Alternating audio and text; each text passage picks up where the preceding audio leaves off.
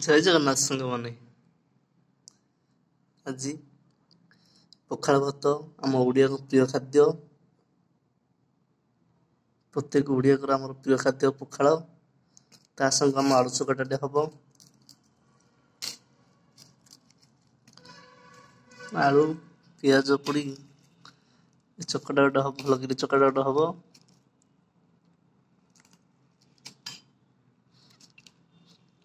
ପଖାଳ ଭାତରେ ଯୋଉ ଶାନ୍ତି ନା, ତାହା କ'ଣ ଆଉ କେଉଁ ଖାଦ୍ୟରେ ମିଳିବ? ଜମା ମିଳିବନି। କିନ୍ତୁ ଓଡ଼ିଆଙ୍କର ପ୍ରିୟ ଆମର ସବୁବେଳେ ପଖାଳ।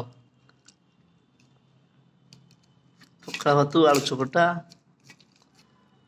ପୁରା ମନ ଶାନ୍ତି ହେଇଯିବ। ପିଆଜ ପଡୁଛି, ଲଙ୍କା, କଞ୍ଚା ଲଙ୍କା, ସୋରିଷ ତେଲ ଚକଟା ହେଲା।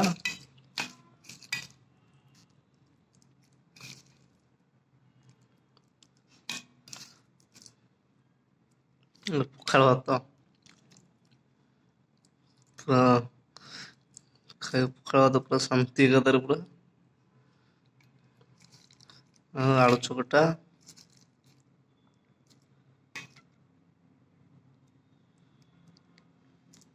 ଅନେକ ଶାନ୍ତି ଅଛି ଆଳୁ ଚକଟାରେ।